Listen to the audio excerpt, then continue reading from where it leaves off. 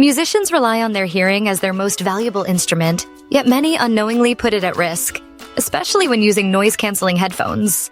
Research shows that musicians are 4 times more likely to develop tinnitus than the general population, with nearly 20% of professionals experiencing persistent ringing, buzzing, or hissing in their ears. While noise-canceling technology can be a powerful tool for practicing in noisy environments or protecting sensitive ears, improper use can actually worsen tinnitus and accelerate hearing loss.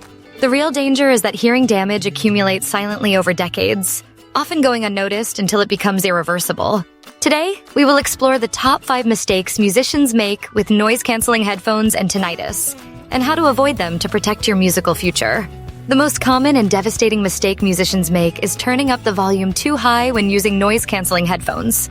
The psychology behind this is subtle but dangerous. When background noise disappears, music sounds clearer and more detailed, creating a false sense of safety. Many musicians believe they can safely increase the volume, but the risk of damage remains unchanged. In fact, the immersive experience of noise-canceling headphones often leads users to lose track of just how loud they are listening. Hearing health professionals recommend the 60-60 rule. Listen at no more than 60% of maximum volume for no longer than 60 minutes at a time, followed by at least a 5-minute break. Exposure to sounds exceeding 85 decibels for prolonged periods significantly increases the risk of permanent hearing damage. For context, busy traffic is about 85 decibels, and a rock concert can reach 115 decibels, where damage can begin after just 3 minutes. Remember, the technology is meant to protect, not tempt you into unsafe listening habits. The second critical mistake is misunderstanding how noise-canceling technology actually works. Active noise cancellation, or ANC, uses microphones to detect external sounds and generates opposite sound waves to neutralize them. This is effective for consistent, low-frequency noises like airplane engines or HVAC systems, but it struggles with sudden, sharp sounds, such as drum hits or guitar feedback, which can still reach your ears at full volume.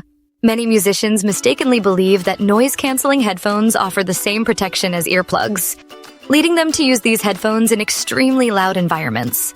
This false sense of security can result in exposure to dangerous sound levels.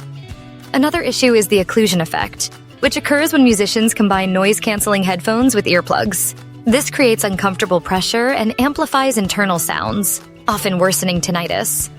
For those with tinnitus, open-back headphones or over-ear monitors with moderate isolation may be better choices, as they allow some ambient sound in and reduce the risk of pressure-induced discomfort. Many musicians make the catastrophic mistake of ignoring early warning signs of tinnitus, such as temporary ringing after a loud rehearsal. This is not just an annoyance, it is your auditory system signaling distress. Tinnitus often serves as the first warning sign of permanent hearing damage. Temporary tinnitus usually resolves within 16 to 48 hours after exposure. But if it persists or appears more frequently, it may be transitioning to a permanent condition. Some symptoms, like sudden severe tinnitus with vertigo or hearing loss, require immediate medical attention, as they could indicate serious conditions such as Meniere's disease or sudden sensor and neural hearing loss. The myth that musicians should simply get used to tinnitus is particularly dangerous. While the brain can habituate to the sound, the underlying neural disruption continues to affect hearing acuity and musical perception. Addressing the root causes early is essential for long-term hearing health. Long, uninterrupted practice sessions with noise-canceling headphones can be especially harmful. Without regular breaks, the auditory system does not have a chance to recover from constant stimulation, leading to temporary threshold shifts that can become permanent over time. As fatigue sets in, musicians often increase the volume to compensate, creating a cycle of escalating risk. The cochlear hair cells in the inner ear, which are responsible for translating sound vibrations into electrical signals, need time to recover after exposure to loud sounds. Professional musicians are increasingly adopting the 5-minute reset strategy, removing all headphones and earplugs for 5 minutes every hour, ideally in a quiet environment. This simple practice allows the delicate hair cells to stabilize and reduces the risk of permanent damage. Regular breaks also help recalibrate your auditory system, preventing the disorientation that can occur after extended use of active noise cancellation. The fifth major mistake is relying solely on consumer-grade hearing protection and neglecting regular professional assessments. Over-the-counter solutions rarely address the specific needs of musicians who require precise hearing across a wide frequency range. Hearing damage often progresses invisibly, with symptoms appearing only after significant impairment has occurred.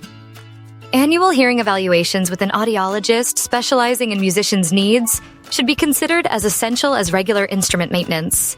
Custom-molded musicians' earplugs provide flat attenuation across frequencies, preserving tonal balance while reducing volume to safe levels.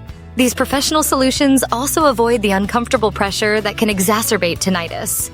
Sophisticated hearing assessments, including extended high-frequency testing and speech and noise evaluations, can detect subtle changes before they impact performance. Establishing a baseline early in your career and monitoring changes over time allows for early intervention and better long-term outcomes. Protecting your hearing as a musician requires a comprehensive approach. Start by scheduling a baseline hearing assessment with an audiologist who understands the unique demands of musical performance. Invest in custom-fitted hearing protection designed specifically for musicians, and avoid relying on generic consumer options. Implement the 60-60 rule and the 5-minute reset strategy during all practice and performance sessions involving headphones. Take any tinnitus symptoms seriously and seek professional guidance if they persist beyond 48 hours. Remember, hearing damage accumulates silently, and the choices you make today will determine your ability to enjoy music for decades to come. By taking these proactive steps, you can ensure that your most valuable instrument, your hearing, remains clear, vibrant, and reliable throughout your career.